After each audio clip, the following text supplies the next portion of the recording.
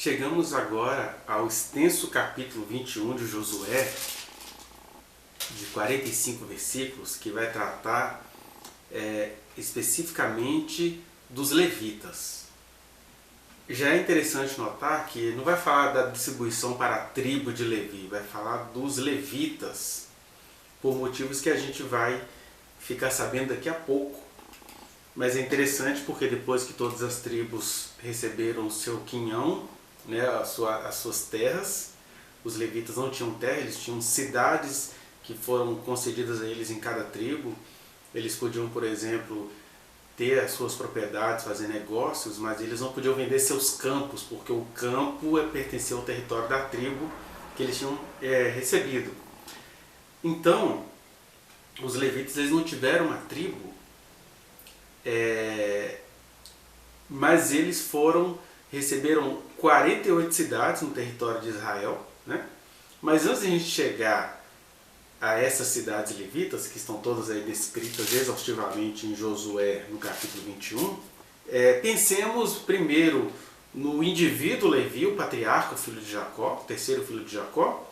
Depois vamos pensar na formação dos levitas, que não veio a ser uma tribo. E depois a gente vai ver o que significaria os levitas na história de Israel. E, em meio a isso tudo, vamos meditando sobre quais as iluminações a gente vai recebendo da graça do Senhor em relação a estas coisas. Porque isso foi escrito também para a memória nossa. Talvez os territórios não, mas os significados, os porquês, a regulação de Deus ao conversar com aqueles povos que tinham aquelas mentalidades, isso é graça de Deus para nós. E é para isso que eu te convido agora para viajar comigo. Comecemos então pelo patriarca Levi, pelo seu nome, né? Levi vem de quê? Na verdade, quando a gente vai consultando aí as enciclopédias, os comentários sobre o nome Levi, temos aí 3 significados. O primeiro, o usual, seria vaca selvagem.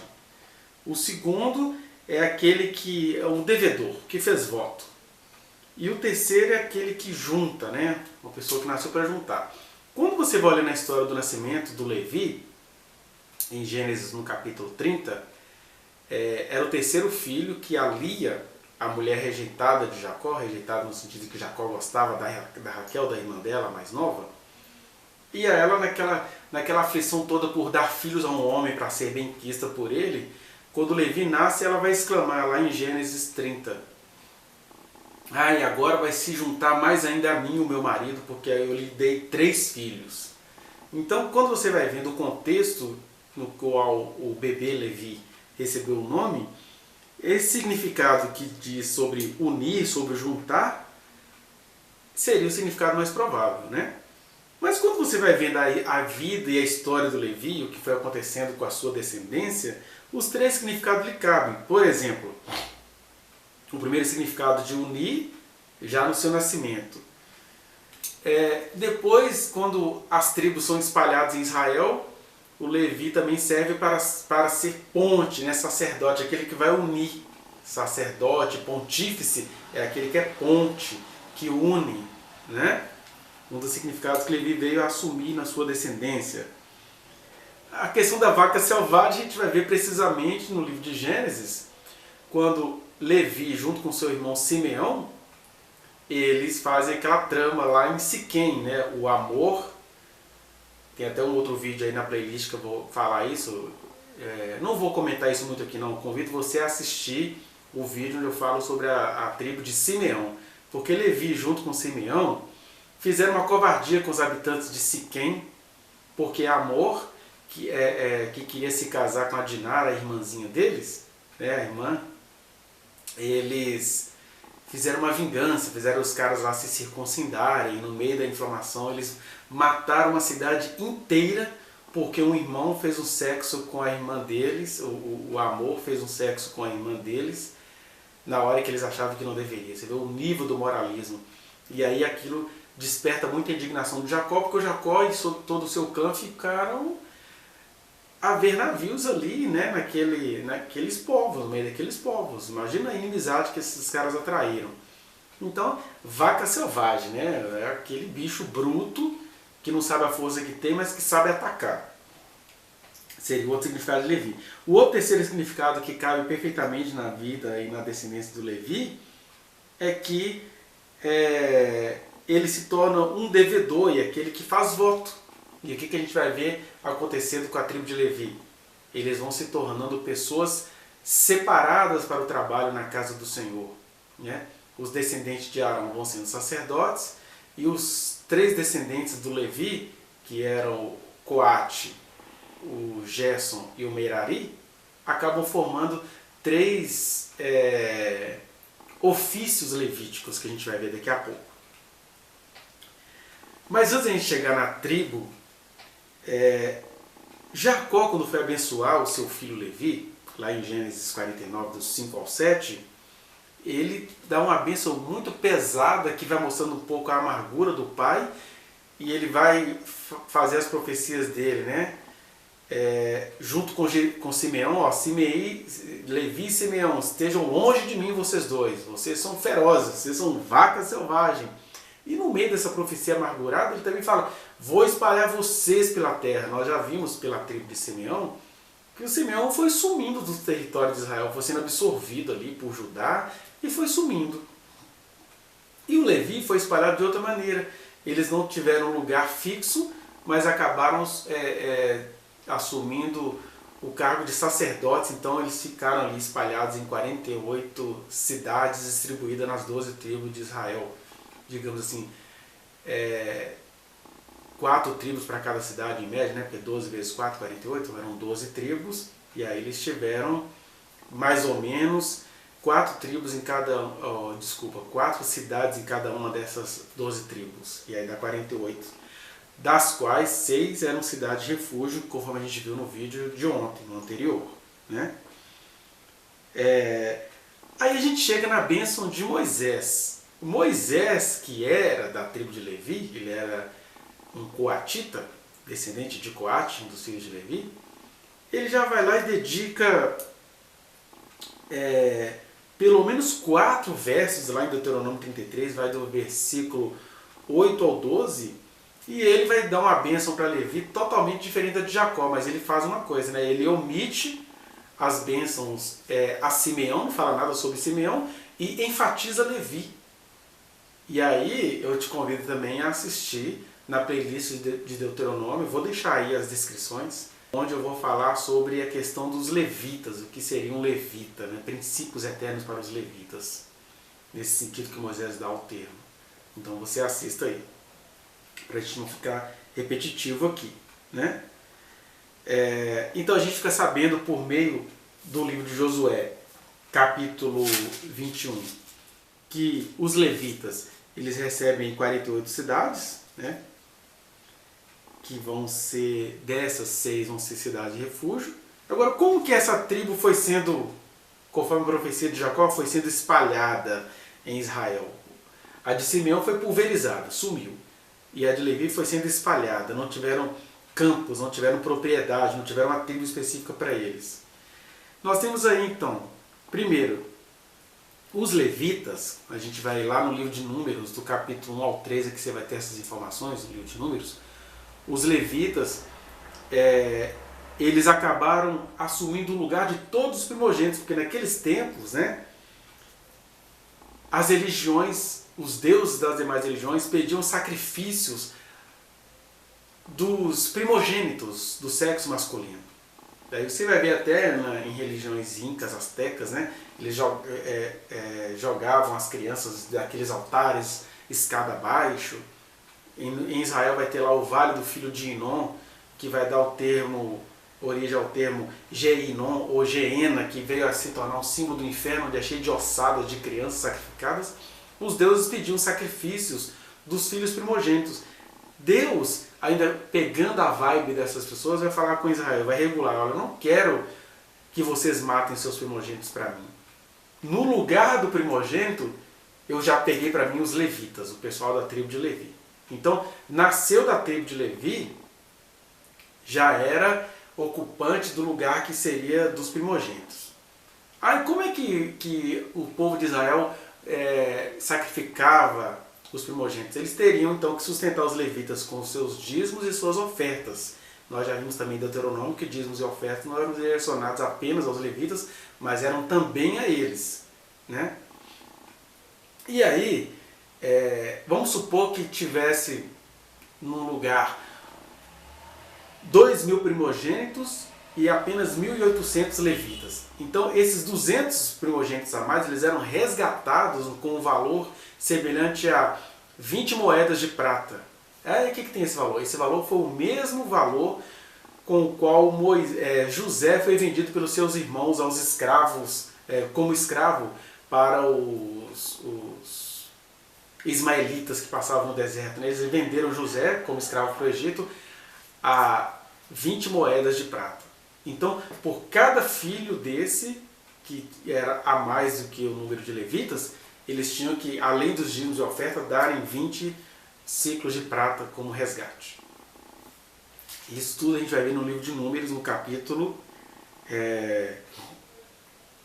do 1 ao 3. Então, Levi teve 3 filhos, que deu origem aos povos coatitas, gersonitas e meraritas.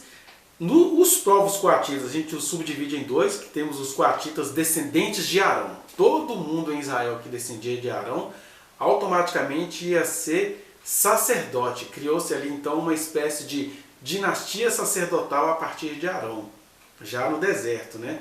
Então Arão, Eleazar, Itamar, que eram seus filhos, eles eram sacerdotes, e o Arão, no caso, o sumo sacerdote. Então você tinha lá o sumo sacerdote e os outros sacerdotes que eram todos descendentes diretos de Arão, independentemente do que a história foi fazendo com isso, porque depois tem aquela história lá dos Aronitas, e teve o sumo sacerdote dos tempos de Salomão que se chamava o Zadok, ou Saduque, daí a palavra saduceus. Então ficou aquela disputa entre o pessoal que descendia de Arão e o pessoal que descendia de Zadok. Daí nos dias de Jesus, os doutores da lei eram saduceus, digamos assim, né? Mas era tudo descendente de Sadoc, que foi o sumo sacerdote nos tempos do rei Salomão. Eram levitas descendentes de Arão também, né? Aí os descendentes de Arão faziam aquele trabalho sacerdotal de oferecer os animais ao Senhor, lidar direto com o altar, com a arca. E uma outra parte dos coatitas, eles cuidavam, né, os que não eram descendentes de Arão, dos coatitas, eles cuidavam do culto, eles eram cantores, e aí cantores, vou deixar para você também outra sugestão de uma pregação que eu fiz sobre o que eram os cantores nos tempos do Antigo Testamento. Na verdade, eles eram aqueles líderes espirituais que faziam o povo adorar, né? Cantores. Eles não eram apenas cantores ou tocadores ou instrumentistas, eles tinham aquele objetivo mais devocional de fazer a multidão adorar, conforme o vídeo que eu vou deixar aí para você. Então eles eram ministros e eles mexiam com os objetos sagrados, especificamente a arca, o candelabro que iluminava aquele lugar, aquilo que eles tinham, os pães da proposição que eles ofereciam a Deus. Então eram coisas bem sagradas, específicas, tinha a ver com os coatitas, que eram também descendentes de Levi. Os gersonitas, eles eram levitas que carregavam o tabernáculo, né, a estrutura da caserna, digamos assim, a casinha, caserna, não sei se seria uma palavra adequada, mas a casa ali onde tinha o santo dos santos, né, e o lugar santo, eram os gersonitas que carregavam o deserto, montavam, desmontavam, etc. Né, e eles também guardavam os tesouros da casa. Isso tudo está em Números no capítulo 3, 25 e 26. E os meraritas, eles mexiam com a macroestrutura externa, né? O muro do tabernáculo, aquelas cortinas externas, aquelas tábuas, as travessas, as colunas, as bases, e também aquelas micro coisas, os utensílios, talheres, né? Os espetos, lavar os pratos, aquelas coisas todas, eram os meraritas que faziam isso. Isso está lá em Números 3, versículo 36 e 37. Enfim, então nós temos aí os levitas assumiam o lugar dos primogênitos, os coatitas, os descendentes de Arão, eram sacerdotes, os coatitas que não eram descendentes de Arão cuidavam do culto, os gersonitas cuidavam da estrutura do santuário e os meraritas cuidavam da macroestrutura externa e da microestrutura, talheres, etc. Lavar roupas, etc. Né? Esses eram os levitas. Aí eles receberam os seus lugares, as suas cidades em cada tribo, né? Em média 4 cidades em cada tribo. E aí a gente tem alguma curiosidade rápida aqui sobre os levitas. Primeiro, eles não recebiam as terras como demais, como eu já falei aqui, e sim cidades em que eles podiam habitar, né? Podiam fazer negócios com seus utensílios, mas não podiam vender os seus campos, aquilo pertencia à tribo. Por isso que eles acabavam pertencendo, por exemplo, você é levita, eu sou levita da tribo de Ruben, sou levita da tribo de Judá. Então eles não eram levita da tribo de Levi, eles não tinham tribo. Acho que isso já está bem explicado, né? Segundo, eles dependiam dos dízimos e das ofertas, conforme está lá tudo meticulosamente detalhado no livro bíblico de Levítico. E terceiro, como eles dependiam dos dízimos e das ofertas, ser levita acabava sendo um ato de fé quando não se tornava um ato de conchavo, né? Como acontece hoje com os pastores, etc. Porque eles sofriam muito quando o povo se descuidava da espiritualidade. Porque se eles dependiam dos dízimos, do sacrifício, você vai vendo aí dois movimentos. O primeiro é que eles dependiam do Senhor. Porque só Deus para fazer o povo levar os sacrifícios, levar as ofertas, e aquilo tudo uma parte é para eles. Por outro lado, você vai vendo inclusive Jesus no Novo Testamento se revoltando contra isso, eles criavam meios de garantir o seu sustento. Então eles já chegavam no templo aquele pandemônio de animais enjaulados para serem sacrificados para garantir a grana dos levitas. Muito parecido com muita coisa que você conhece hoje em dia, né? E aí Jesus olhou aquilo tudo, ele com a mansidão, mas a firmeza que ele tinha, saiu, fabricou um azorrague e depois chegou sem xingar nenhum palavrão, mas com muita ira. É ira, não é desbandeiramento. Ele chega e sai chicoteando tudo, derruba mesas que tinha pombos, animais, abre gaiolas, acaba com o comércio que era feito pela falta de fé dos levitas. E aqui uma reflexãozinha cutucatória para você. Desconfie de toda aquela pessoa que se percebe com um chamado específico para viver da fé, da pregação, e que entra para a política. Essa pessoa está te contando, viu, pastor Abílio Santana, pastor Marco Feliciano, pastor Idecaso Takayama, das duas uma, ou vocês não tinham chamado pastoral, né? E aí tiveram a saída para a política, me parece que foi o caso do pastor Idecaso Takayama, ou vocês tinham chamado pastoral e apostataram da fé, não estou falando aqui no sentido até, mas apostataram desse chamado e vão pagar caríssimo, o que me parece que foi o caso do pastor Marco Feliciano. Porque essas são as duas tentações dos levitas, né? A primeira é depender do Senhor, que disse aos levitas: olhem as aves dos céus, façam o seu trabalho em mim, que eu vou mandar a providência. Ou faziam como o pessoal do templo, passava a sacrificar, a criar meios de garantir o sustento por meio de sacrifício. E quanto a esses, Jesus vem com chicote mesmo. Então, em meio a isso tudo, essa descrição aqui entre a técnica e a espontaneidade, né? E aí quem quiser aprofundar isso, vai estudar lá a cultura de Israel, mas o que eu quero trazer aqui para você é essa graça eterna do Senhor. Deus não tem preferenciais, mas o trabalho do Senhor precisa de pessoas específicas que vivam disso. Por isso que no Novo Testamento o convite é: Deus ama quem dá com alegria. Tem gente que trabalha para o Senhor, leve isso a sério, seriam os levitas. E esses Deus não mais separa assim como no ministério. Mas quando Deus quer separar alguém para o seu trabalho específico, Ele providencia inclusive que essas pessoas sejam reconhecidas pelo público, né? E outra questão é isso: o indivíduo Levi, um ser profano no sentido de que ele criou caso com uma picuinha. É estranho esse gosto de Levi e Simeão pela Diná, a ponto de matar uma cidade inteira, porque Amor, conforme a sonoridade do nome, Amor amou Diná. Mataram todo mundo, inclusive o Amor. E aí, independentemente disso, independentemente de Jacó falar assim: vou espalhar vocês, Deus falou assim: Jacó, se eu não te contei o que significa espalhar, eu vou separá-los para o serviço do santuário. Essa é a graça do Senhor, independentemente da personalidade do indivíduo. quando Deus tem uma aliança com você, Ele tem uma aliança com você. Porque o Levi, em meio à sua sacripância, ele conseguiu entender de alguma forma, que a gente nunca vai saber como, mas a graça do Senhor sabe, que Deus tinha um compromisso eterno com ele. Né? E aí a Lia que fala assim, o nome do meu filho vai ser Unir, porque agora meu marido vai se unir a mim.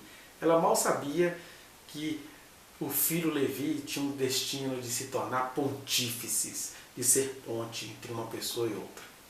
Então é com isso que a gente fica aqui de maneira bem resumida, mas nem por isso menos eternamente devocional. Dessa graça do Senhor que se revela no indivíduo Levi, na tribo de Levi e em você que recebeu um chamado do Senhor e está brincando com esse chamado. Seja querendo entrar por uma rentabilidade na política, seja fazendo conchavos. Eu conheço pessoas, né, que na hora de tirar o dízimo das ofertas arrumavam uma falação de línguas estranhas.